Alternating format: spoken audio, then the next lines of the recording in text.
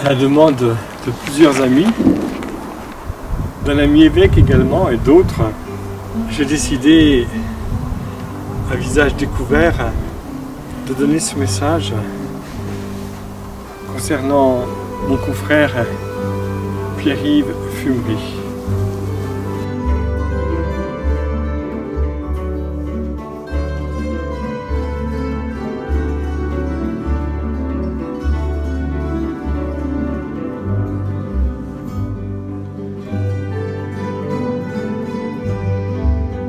Bonjour, nous sommes le 21 octobre 2018. Hier soir, dans son presbytère, du côté d'Orléans, un prêtre est mort. Et je voudrais raconter, en étant le plus factuel possible, ce qui l'a amené à se pendre dans l'escalier de son presbytère. Il s'appelle le père Pierre-Yves Fumery. Il a 38 ans, il a été ordonné prêtre il y a 4 ans. Au nom du Père et du Fils et du Saint-Esprit. Amen. Monsieur Arnaud Dumouche, permettez-moi d'abord de vous remercier pour cette prise de parole que vous avez eue, l'occasion du départ de mon confrère, Pierre-Yves Fumery, surnommé Pif. Nous avions en commun cette proximité avec les familles. L'une d'elles a été extrêmement choquée par l'événement dramatique qui lui est survenu. Et l'un des enfants, qui m'a offert lui aussi, l'une ou l'autre fois, un dessin, lui a offert ce dessin suite aux 4 vacances qu'il avait vécues avec ce prêtre. Pour le père Pierre-Yves Fumery. Aujourd'hui, dans l'Église, on pourrait dire que la discrétion est de mise pour tant de prêtres qui, effectivement, ne prennent pas la parole. Des prêtres qui sont dans la discrétion, qui sont dans l'effacement, qui vivent leur ministère au quotidien, chargés de ce poids d'une Église en souffrance, de membres de l'Église en souffrance. Et bien sûr, pas seulement du côté de leurs confrères, mais aussi du côté de tous les baptisés, de tous les laïcs, les fidèles laïcs, comme aimait le dire Saint Jean-Paul II. Vous voyez dans la prise de vue qu'il y a des photos très évocatrices. D'abord, ce magnifique sourire de Pierre-Yves. 50 heures exactement, puisqu'il le dit lui-même, avant l'ordination sacerdotale, au bord de l'eau. Et nous le voyons dans un canoë. Et tout proche de cette photo, un autre canoë avec le futur Saint Jean-Paul II. Et une autre photo où on voit Saint Jean-Paul II dans une situation décontractée avec des jeunes qu'il évangélisait à travers le sport, à travers des activités où il pouvait passer un message. Nous étions en Pologne. Aujourd'hui, nous sommes confrontés à une situation inédite dans l'Église. La maman du petit Louis m'écrivait, et je lis son message: si un prêtre ne peut plus prendre un enfant dans ses bras sans risquer maintenant d'être accusé de gestes inappropriés et d'agression sexuelle, mais dans quel gouffre sommes-nous en train de tomber? Combien de chrétiens, enfants, ados, adultes peuvent pourtant déposer leur âme sur l'épaule d'un prêtre, comme sur celle d'un père, sans rien d'impur? Et quelle force et quelle consolation en reçoivent-ils? Et s'adresse à mon confrère: paix à toi, Père Pierre-Yves. Nous savons que tu es quelqu'un de bien, d'intègre, qu'avec ton cœur d'enfant, tu n'as rien fait de mal, que tu étais un homme heureux, comme tu nous l'as dit il y a quelques semaines à la messe du dimanche, que tu étais plein de projets, comme tu as dû souffrir pour en arriver là. Nous ne voulons pas te laisser partir sans te dire merci. Merci pour tout ce que tu as fait pour chacun de nous, enfants et adultes. Merci pour ton dévouement, ta gentillesse, ton écoute, ta rigueur, ton audace dans les idées innovantes, tes enseignements, ton amour du Seigneur, de la liturgie, ta joie, tes chorégraphies, ton humour pince sans rire. La mission continue, oui, avec toi, mais d'une autre manière. Prie pour nous comme nous prions pour toi, pour ta famille, pour ta chère communauté paroissiale. À tout le temps, à Dieu, cher Père, Pif. Voyez-vous, Monsieur Dumouche, vous avez su, dans cette vidéo, situer la problématique en profondeur de tant de prêtres qui traversent ce que vous nommez, à juste titre d'ailleurs, des nuits. Celle que vous nommez la nuit d'esprit a pu atteindre effectivement ce prêtre. Et son évêque, rompu aux écrits du Carmel, notamment au fondateur de Notre-Dame de Vie, je veux voir Dieu, sait très bien que dans ces phases délicates où Dieu façonne un saint, tout est remué, tout est chamboulé dans sa vie personnelle, spirituelle, et que tout concourt à des purifications en profondeur qui n'ont plus rien à voir avec des zones sensibles, on va dire plus superficielles. Et ces purifications que certains nomment purification de la nuit de l'esprit, pourquoi pas, sont des occasions où Dieu prend en charge de plus en plus la vie spirituelle du prêtre, mais aussi sa vie pastorale. Mais c'est aussi le moment où le démon s'acharne, où la lutte contre Satan, pour reprendre l'expression du pape François pour le mois d'octobre 2018, est terrible. Il nous faut nous appuyer sur Marie. Ce n'est pas pour rien que le pape François nous demandait de prier le petit exorcisme de Léon XIII, s'adressant à l'ange Saint Michel, mais aussi une des plus anciennes antiennes mariales, à la Vierge Marie, sous votre garde nous nous réfugions. Ce n'est pas pour rien qu'en ce mois d'octobre, au cœur même de la tourmente que l'Église traverse, ce prêtre, finalement, a posé le geste fatal. Mais nous le savons, Dieu est capable, comme dit le curé d'Ars, entre le pont et l'eau, d'une personne qui s'était suicidée, de tout reprendre.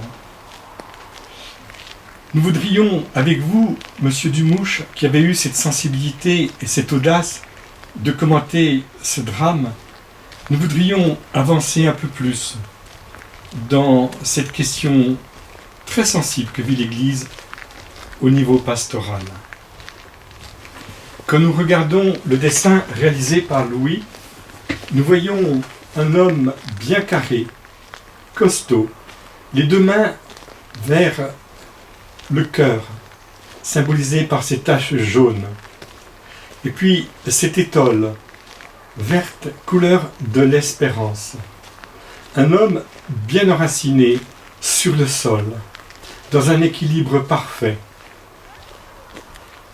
Pour le père Pierre-Yves Fumery, Louis. Alors, permettez-moi de reprendre 2-3 éléments qui me semblent essentiels comme prêtre et que je voudrais partager avec vous. D'abord, vous le savez, le pape François parle de l'Église comme d'un hôpital de campagne, nous invitant à aller à la périphérie. Saint Louis-Marie Grignon de Montfort était, et tant d'autres saints dans l'histoire de l'Église, des hommes de la périphérie, de l'Église de campagne. Et il avait des images très parlantes. On ne peut pas aller chercher quelqu'un dans la boue sans revenir avec de la boue aux pieds. Les pieds qui touchent la terre, l'humus. Humus, humilité, la terre, les pieds, la poussière du sol. Je me souviens de ce prêtre décédé aujourd'hui qui me disait, quand j'avais l'âge du père Pierre-Yves, exactement son âge, tu sais, bénis le Seigneur, remercie le Seigneur pour cette poussière de pulsion qui travaille ton être, ta personnalité, car c'est partant de cette poussière que le Seigneur élabore le désir, peaufine le choix en toi du don total. Il faut partir de cette poussière, de ces pulsions parfois incontrôlables au départ qui nous semblent nous submerger, et puis laisser l'Esprit Saint élaborer ces forces vitales, essentielles, primales pourrait-on dire, pour qu'elles s'organisent en force, ouvrant un espace de communication en renonçant à la satisfaction immédiate, pour pouvoir dans ce renoncement découvrir la possibilité d'un désir qui grandit et qui nous oriente vers d'autres réalités que ces premières forces élémentaires. C'est un grand secret que me disait ce prêtre. Il me disait, mais réjouis-toi, il était déjà bien âgé, de vivre cette réalité. Et de fait, je le remercie aujourd'hui, car il m'a éclairé pour toute ma vie, pour intégrer en moi cette vie qui touche l'être humain, tout être humain. Oui, nous sommes faits de forces parfois obscures, mais c'est voulu par le Seigneur. Et si nous nous laissons immerger dans le cœur de Dieu, peu à peu, de ces forces obscures, naît une relation. Et cette relation, elle est vraiment une relation de vie. Une relation qui donne la vie parce que nous sommes passés par les eaux, pour reprendre certaines images. Nous avons traversé quelque part aussi nos enfers et nous allons plus loin. Le pape François, quand il était adolescent, ou plutôt jeune adulte, avant son appel au sacerdoce, lui aussi a connu ses forces dans sa relation avec les femmes, les jeunes femmes de son âge. Et je me souviens de cette rencontre avec une de ses filleules, puisqu'il a été le parrain. Cette filleule, c'était la fille d'un de ses meilleurs amis, et tous les deux étaient, on pourrait dire, en concurrence avec une jeune fille qu'ils aimaient. Et finalement, François a été laissé de côté, et le futur pape François, et c'est l'ami qui l'a remporté, et bien plus tard ils se sont retrouvés, et il a accepté de baptiser cet enfant de son ami, qui avait été choisi par celle qu'ils aimaient, tous les deux ensemble. C'est une histoire très belle, parce qu'elle nous dit que ce pape François n'a pas triché avec les fondements de son existence d'homme. Et je pense qu'il faut arrêter de juger et de déprécier tout ce qui peut être de l'ordre de l'humain dans la vie d'un homme et en faire tout de suite des lieux d'accusation. Nous avons des figures de sainteté dans l'Église immenses. Je viens de nommer Saint Jean-Paul II, mais au siècle dernier, il y avait aussi une autre grande figure de sainteté, l'abbé Pierre. Et l'abbé Pierre, nous n'avons toujours pas lancé sa cause en vue de sa béatification parce qu'il n'était pas dans le profil classique des saints. Effectivement, il a avoué avoir eu temporairement une relation qu'il a cessée à cause de son choix de Dieu. Et peut-être que toute sa vie, cette force vitale en lui, ces pulsions ont travaillé son cœur d'homme jusqu'au bout. Mais il a su tenir et être fidèle à son choix par amour de Dieu, par amour des pauvres. Nous avons besoin d'une figure de sainteté qui nous montre que ce que Dieu voit, ce n'est pas tant une étape où nous avons pu flancher, mais la possibilité de nous relever, de rebondir. Et l'abbé Pierre est certainement une des grandes figures de sainteté nouvelle par rapport à celle d'un Padre Pio, par exemple, et tant d'autres, où toutes les vertus du départ jusqu'à la fin sont vues comme accomplies, alors que pour lui, il a fallu qu'il rame, il a fallu qu'il se reprenne, il a fallu qu'il recommence, il a fallu qu'il se laisse aimer par Dieu dans les profondeurs ultimes de son être, conscient de son péché, d'avoir failli. Mais l'amour de Dieu et l'amour du prochain l'ont emporté. Et nous savons que la charité couvre une multitude de fautes. Je pense que nous avons à ouvrir les yeux sur des figures nouvelles de sainteté dans l'Église. Je me souviens, ce brave moine, très fêtard durant la dernière guerre mondiale, polonais d'origine, et qui s'est converti un peu à la manière de Charles de Foucault. Et ayant connu une vie de désordre, il savait parler avec un langage un peu cru des réalités de ce monde. Mais il avait lu « Je veux voir Dieu », il était devenu ermite, et pour lui « Je veux voir Dieu » du bienheureux Père Marie-Eugène de l'Enfant Jésus avait été vraiment une grande découverte dans la vie spirituelle, la sienne et celle de ceux qui l'accompagnaient. Et les gens venaient bien sûr le voir comme un starets, car il savait accueillir toute situation, sans frontières. Je me souviens de cette crise que vivait un évêque à l'époque avec une personne qu'il aimait, et il a accueilli l'évêque et cette femme, et il leur a dit « Faites bien votre choix. Si c'est le choix de Dieu, vous allez faire une retraite tous les deux. Vous allez prendre une tente, et vous allez gravir une montagne, et je vous demande de dormir ensemble dans la même tente. » Il m'a dit, ils ont accepté le projet, et quand ils sont redescendus de la montagne, ils étaient bien séparés, et l'évêque a pu poursuivre sa mission. C'était terminé. En fait, cet évêque était rentré dans une relation juste avec cette femme à partir d'un véritable renoncement, et non pas d'une compensation, mais d'un dépassement de ce qui, au départ, les avait attirés l'un et l'autre. Il a pu poursuivre sa mission d'évêque. Saint Paul nous dit qu'il avait une écharde dans sa chair.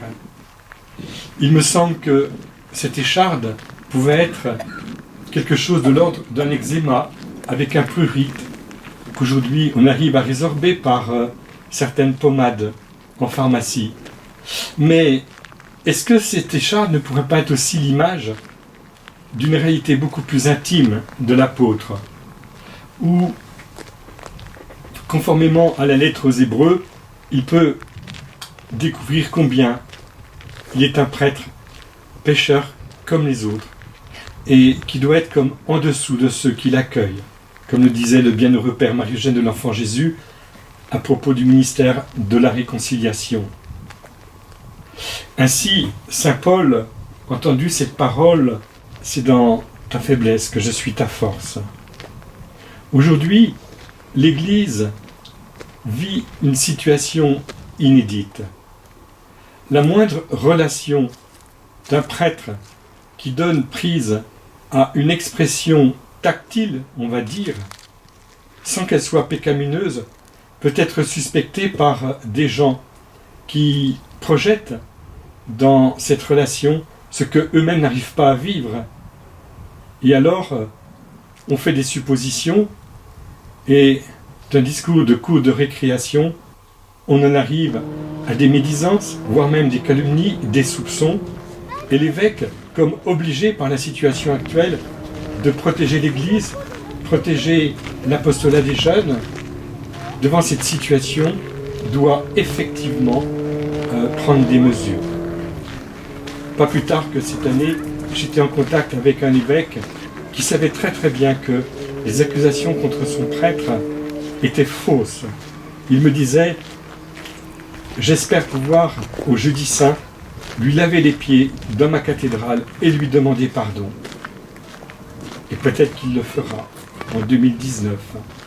Il savait que l'enquête allait bon cours et que ce prêtre était parfaitement blanchi. Mais nous sommes dans une situation procédurière de plus en plus il faut se prémunir. Oh, que de martyrs blancs des prêtres connaissent aujourd'hui. Le Seigneur disait à ses apôtres, ce que je vous disais dans le secret, dites-le au grand jour. Eh bien, je voudrais dire que j'étais en contact avec bien des évêques, même très proches, puisque nous nous tutoyons. Mais combien de fois je me suis rendu compte que l'évêque aujourd'hui vit une mission extrêmement difficile, pénible, et que ce n'est pas simple pour lui de gérer des calomnies qui lui parviennent, et il pourrait être accusé de n'avoir pas fait le nécessaire. Effectivement, j'ai connu la confidence d'un prêtre qui a été calomnié à son insu par une petite gamine dont les parents avaient des grosses difficultés relationnelles, et ses parents avaient des discours bien en dessous de la ceinture en permanence. Le climat pour cet enfant de 10 ans n'était pas du tout sain.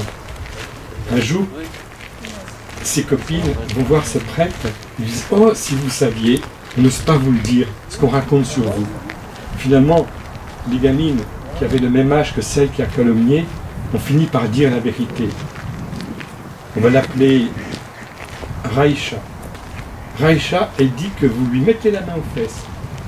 Immédiatement, le prêtre a dit « Mais vous y croyez ?» « Ben non, père, on sait bien que ça ne peut pas être ça. » Et au moment où elles ont avoué cette calomnie à ce prêtre, la petite est arrivée et s'est approchée du groupe, et ses copines lui disent « Allez, dis-lui ce que tu nous as raconté. » Immédiatement, la petite les a regardés en disant « Mais c'est pas vrai, c'était pour voir comment vous alliez réagir. » Elle regarde le prêtre et lui dit « Père, je vous demande pardon. » Évidemment, le prêtre lui a signifié que c'était très grave ce qu'elle avait fait, qu'il pardonnait.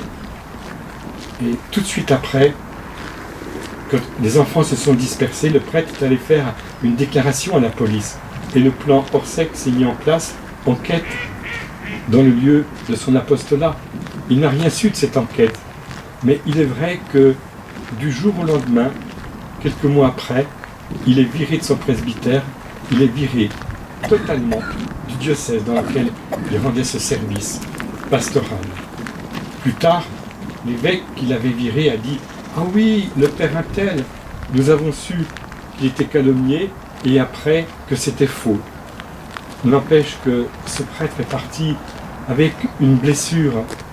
Et la blessure de ce prêtre était d'autant plus profonde qu'il me disait que, se sachant un pauvre pécheur, même si il ne commettait aucun acte qui pouvait lui être reproché avec des enfants, il se savait protégé par Dieu de ne pas être dans cette perspective-là, et que s'il ne tombe pas dans ce domaine-là, c'est aussi parce que Dieu l'en a empêché, comme dit saint Maximilien Kolbe, quand nous péchons, remercions le Seigneur de ne pas pécher ni plus souvent, ni plus profondément. Ainsi, l'intercession d'un prêtre n'est pas une intercession de loin pour les pauvres pécheurs. C'est une intercession de près parce qu'il est de la même patte que l'humanité qu'il sert à travers ceux qui font appel à ses services. Il n'est pas en haut, il est à côté de ses frères et sœurs humains qui souffrent tant du péché. Et quand le prêtre se confesse, nécessairement, sa confession prend en charge les structures collectives du péché, comme disait saint Jean-Paul II. Et ces structures collectives du péché, il les connaît à partir de l'hameçon, qui a été pour lui l'occasion de découvrir, même si ce n'est pas par des gestes extérieurs, des actes extérieurs, mais son péché intérieur. Comme si le Seigneur lui rappelait que l'homme pêche 77 fois 7 fois dans la journée, et l'invite, lui le prêtre, à demander pardon en union avec les pauvres pécheurs. Ainsi, le prêtre sait que son ministère s'appuie sur une miséricorde qui le dépasse complètement, déjà pour lui et ensuite pour les autres.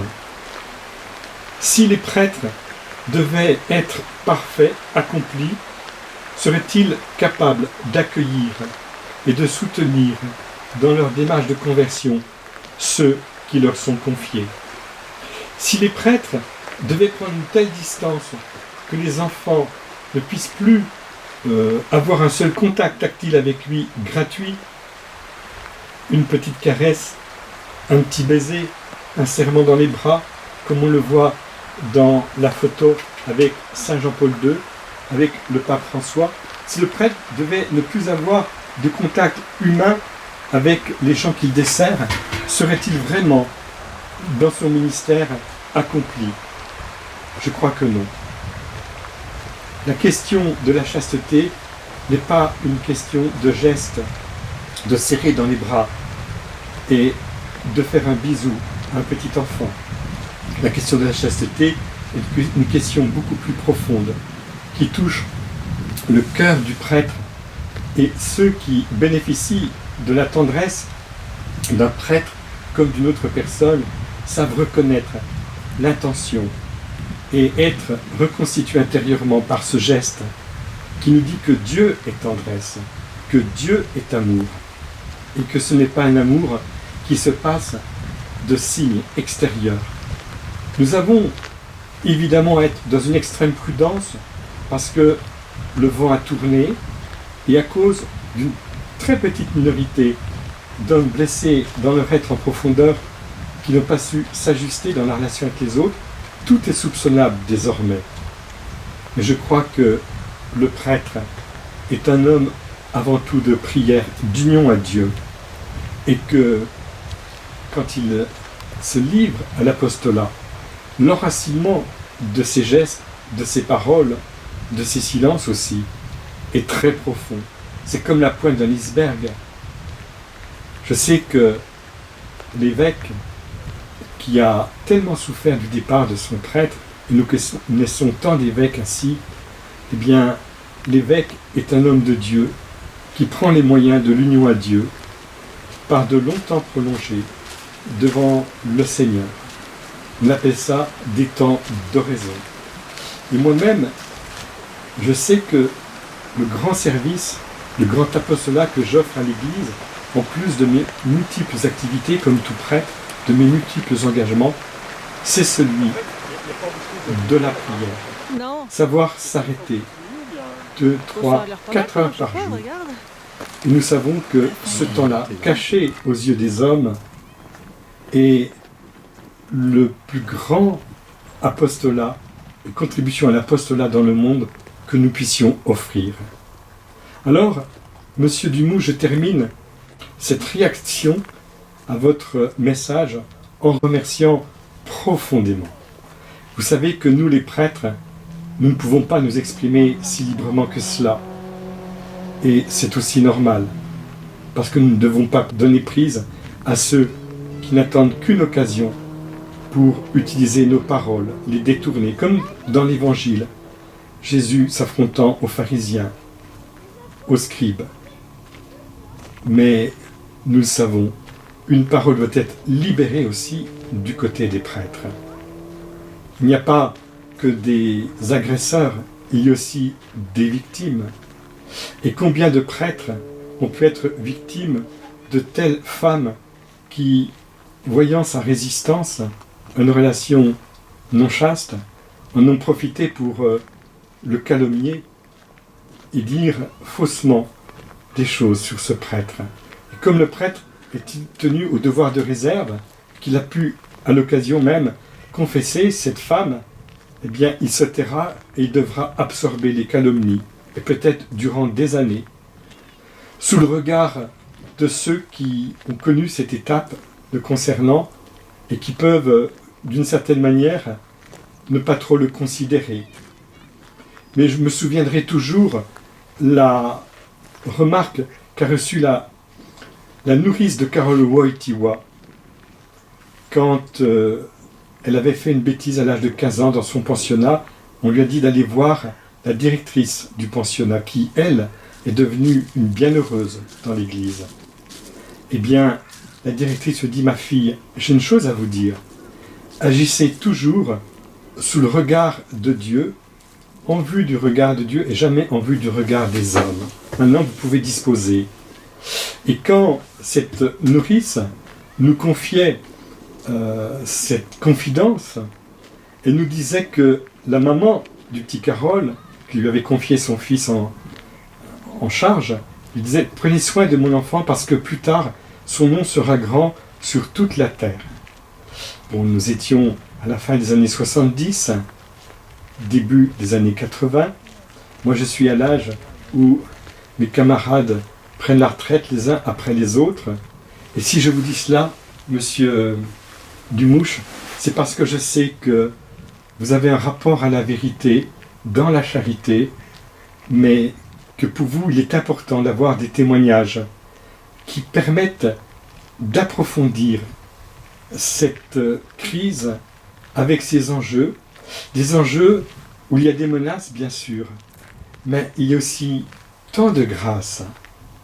Si vous saviez la joie que j'ai dans mon sacerdoce, comme le dit le Père Pierre-Yves quelques semaines avant, alors même que je suis touché par le drame que vivent mes confrères jeunes. Je pourrais être leur père pratiquement maintenant. Mais c'est ma paternité qui s'exerce un petit peu pour eux. Et si l'un ou l'autre m'écoutait aujourd'hui à travers votre chaîne, je voudrais leur dire que le Seigneur les a choisis avec cette humanité qu'ils ont peut-être découverte bien plus tard dans ces souffrances, dans ces blessures. En effet, quand ils ont dit oui au sacerdoce, ils ne savaient pas que peut-être 10 ans, 30 ans après, ils allaient découvrir comme un volcan qui explose en eux à cause de blessures vécues, peut-être à l'âge de 13 ans, et qui sommeillent et qui un jour leur apparaissent, surtout avec la crise que vit l'Église actuellement, et cette morsure d'une histoire passée fait qu'il y a comme une sorte de, je ne dis pas de remise en cause, mais une déstabilisation au niveau de leur puissance intime, de leur faculté intime, mémoire, intelligence, volonté. Et cette déstabilisation est connue par les grands spirituels, par Saint Jean de la Croix. Elle est connue par le bienheureux Père Marie-Eugène de l'Enfant Jésus qui nous a été donné comme une figure de sainteté dans l'Église aujourd'hui. Il faudrait qu'il s'appuie sur le chapitre concernant la nuit de l'Esprit et puis la réponse du bienheureux Père Marie-Eugène qui suit avec l'espérance, la vertu d'espérance, d'humilité, le don de soi. Il y a là des perles qui sont données à l'Église. Et je crois que à la fin de notre vie, nous ne serons pas jugés sur les tentations et peut-être même les chutes que nous avons pu connaître, mais sur la capacité que le Seigneur a réalisée en nous d'être toujours plus humble, plus petit, plus repentant. La repentance, si prisée comme terme par les évangéliques. Savoir demander pardon, le prêtre en premier, une attitude de conversion à vivre fondamentale. Et je sais que le Saint Jean-Paul II se confessait tous les jours, mais je sais aussi que des prêtres se confessent peut-être pas toutes les semaines, mais régulièrement. Parce qu'il est très important que le prêtre vive dans une dynamique de conversion permanente. Ô Seigneur, je te bénis pour ton Église dans sa beauté actuelle. Et ces combats que mènent tes serviteurs emportent le peuple de Dieu à une visibilité de la sainteté peut-être différente. Donne à ton Église, Seigneur, d'être attentive aux signes des temps et donne à tes évêques, successeurs des apôtres, de trouver le sommeil. Car en fait, l'adversaire joue sur ce climat pesant, sociétal, actuel. Je te prie pour tous tes évêques, qu'ils puissent entrer eux aussi dans cette paix que tu es venu nous offrir et qui dépasse de beaucoup le contexte perturbé, agressif, dans lequel ils doivent exercer leur ministère épiscopal.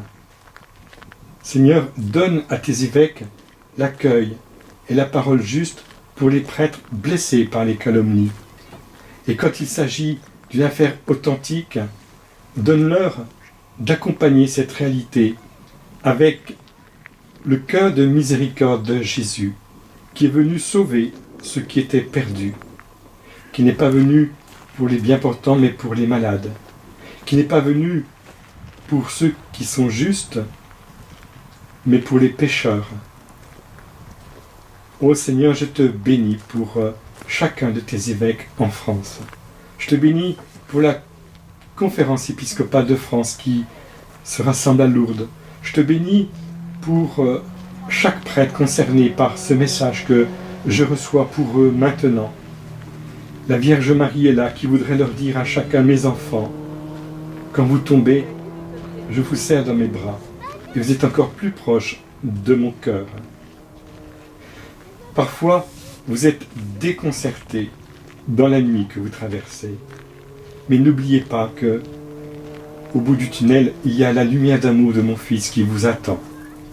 N'oubliez pas, mes enfants, que je suis votre mère, que je vous protège. Amen. Merci encore, Monsieur Dumouche. Merci pour tous les travaux que vous réalisez, surtout ceux adressés aux jeunes qui vous posent des questions sensibles, délicates. Et vous avez le courage d'y répondre sur des voies que je ne connais pas suffisamment parce que je n'ai pas les qualités qui sont les vôtres pour approfondir avec saint Thomas d'Aquin et avec toute votre formation théologique de grande qualité ces questions fondamentales que se pose la jeunesse d'aujourd'hui. En tout cas, soyez bénis. Et je vous offre ce message. S'il vous semblait qu'il pourrait être utile en le mettant dans votre chaîne, n'hésitez pas.